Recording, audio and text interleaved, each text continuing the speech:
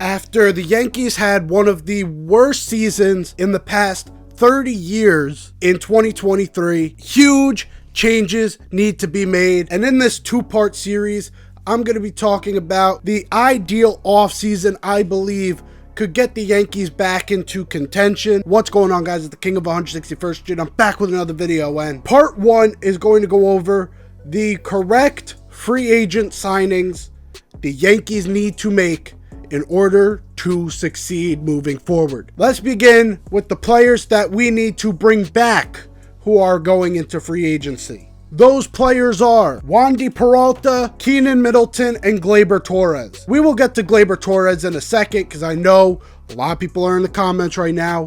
Trust me, we will get to them. First on the list, Wandy Peralta. Wandy is a leader in that bullpen. He helps so many players out.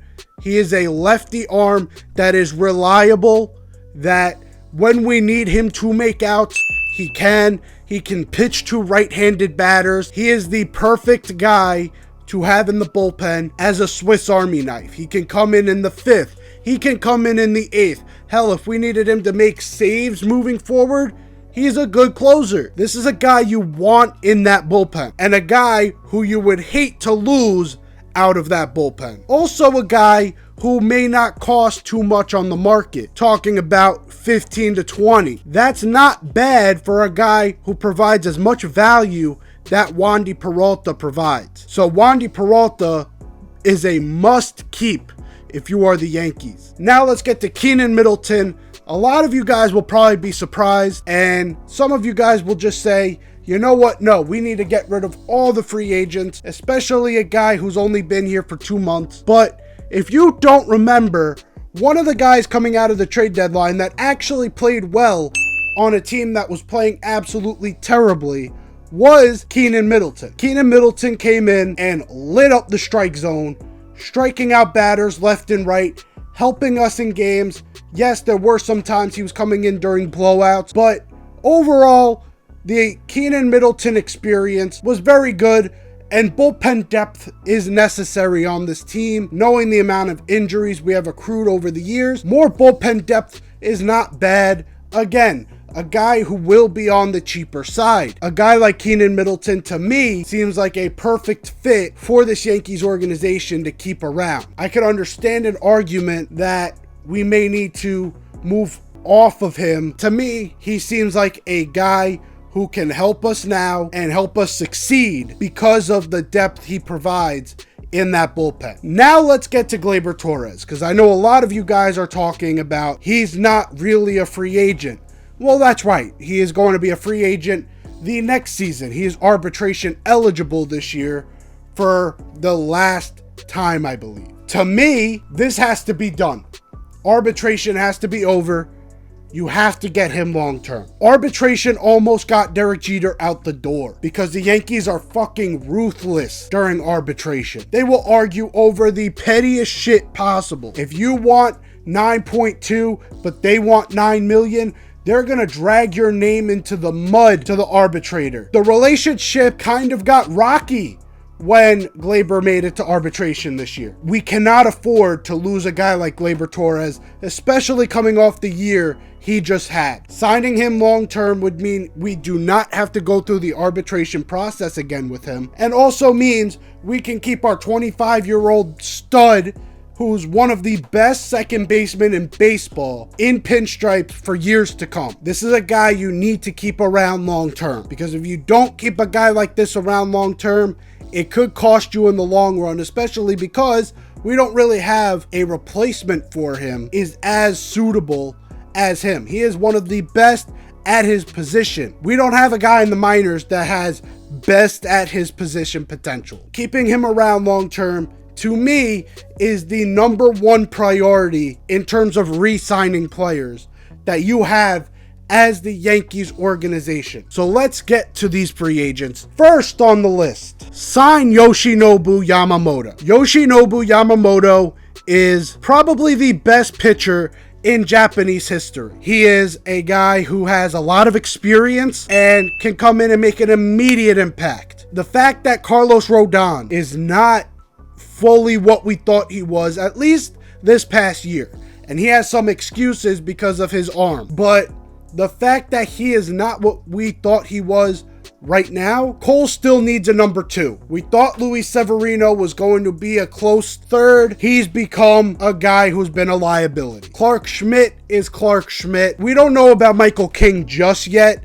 The end of the year showed us promise. I want to see consistency. So not really having a true number 2 really hurts for Garrett Cole, knowing that he has to be perfect every time out. And he's not going to win the Cy Young every year. This is his first one ever. So having a guy like Yoshinobu Yamamoto could be a difference maker. And we said this about Carlos Rodon last year. We're expecting Carlos Rodon to improve. With the help of Carlos Rodon, with the possible help of Michael King, having a guy like Yoshinobu Yamamoto who has big game experience, who has accolades, who is very seasoned in playing.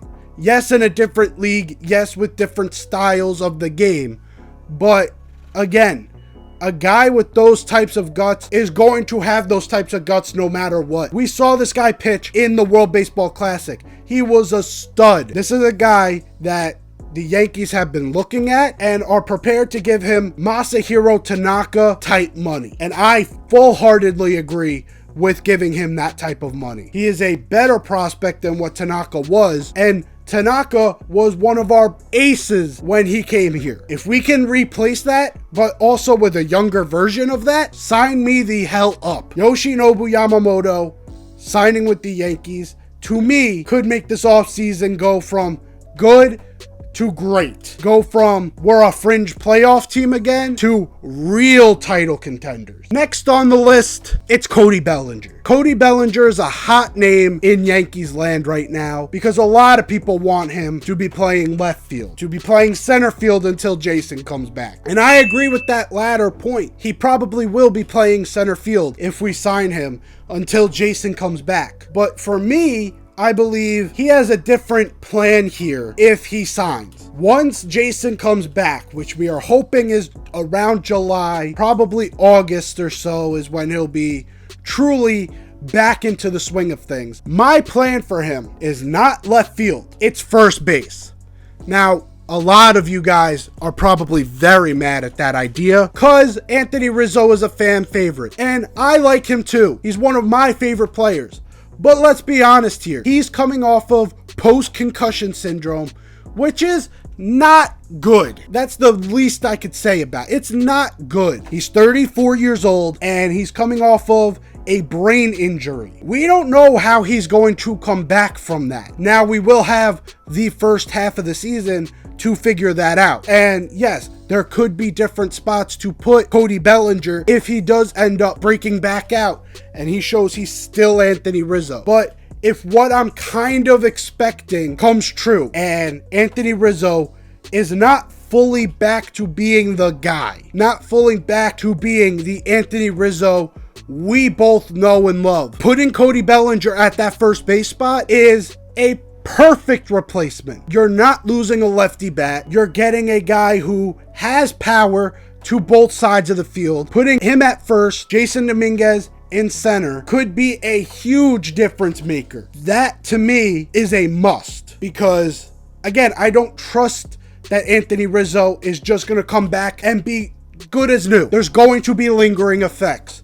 And look, am I sad about that? Yes, the Yankees should have handled this when they had the opportunity, but they didn't. And now we have an opportunity to fix it in a different way, which is have him come off the bench and have Cody Bellinger be full-time at first base. To me, that is the type of decision that could change the fortunes of this team. Next on the list, sign Jock Peterson. Now, if there's a theme about the offensive players, it's lefty bats. It's exactly what the Yankees need. More variety in this lineup. And our stadium was built to handle left-handed batters, to say, lefties, go get the job done for us. You know what we've done? We've gone against it and we've gone full righties. How dumb is that? If we could get a deeper lineup that consists of maybe 4 or 5 left-handed batters, this team could possibly get more home runs. This team can possibly get more runs on the board. This team could at least not be too predictable, because that's exactly what this team is as currently constructed. It's predictable. We don't know what Anthony Volpe is going to do in year 2. We don't know what a guy like Peraza or Wells will do when they get their true opportunities. So in that case, maybe not as predictable in those players' sense. But having a team that has maybe one lefty at times in Anthony Rizzo, and if not 2, if we had Austin Wells in there, is not going to cut it. Because a team could just say, okay, give them your best righty out of the bullpen. And we're fucked. We cannot have that happen. We need to be diverse so that teams can't pitch to us. So that teams can't game plan against us. That's the biggest thing that happened, is teams are able to construct a bullpen and a starting rotation for this series because the lineup is too predictable and the lineup is too non-diverse. I don't know what the word would be. Adding a guy like Jock Peterson to be a DH, something that maybe is not at highest level of importance, but could be a difference maker in terms of what I'm talking about. In terms of diversity, he's the type of guy who has huge lefty power, who hit nukes out of San Francisco, one of the more pitcher-friendly ballparks. He is a guy who could succeed drastically in Yankee Stadium. That 314 porch will be his best friend. This team could be taken to the next level because of it. Now a couple minor signings. A guy like David Robertson, a reunion there makes sense, right? If he doesn't retire, he is a guy who has veteran experience, has been with the team before, has been mentored by Mariano Rivera. He's got that cachet. He's got the cutter. He is the type of guy that Matt Blake could do wonders with. To me, it seems like a perfect fit as long as he plans on playing more in the future. And as a replacement for if a guy like Cody doesn't sign to play that center field role until Jason comes back, a guy like Kevin Kiermaier is not a bad guy to pick up. He's a guy who knows the Yankees very well. We've played against him when he was with Tampa and Toronto.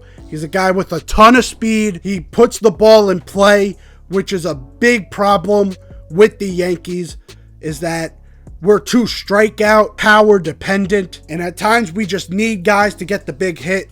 Kevin Kiermaier could be that guy if Cody Bellinger is not willing to come to New York. Lastly, look, Brian Cashman loves his big righties, loves his big power hitting righties. There's one on the market that feels like a perfect Brian Cashman player, Jorge Soler. So look, if they want to talk to him about being a bench bat, maybe an alternate DH for when a lefty's on the mound, I would respect that. Do I think he should be any type of priority? No.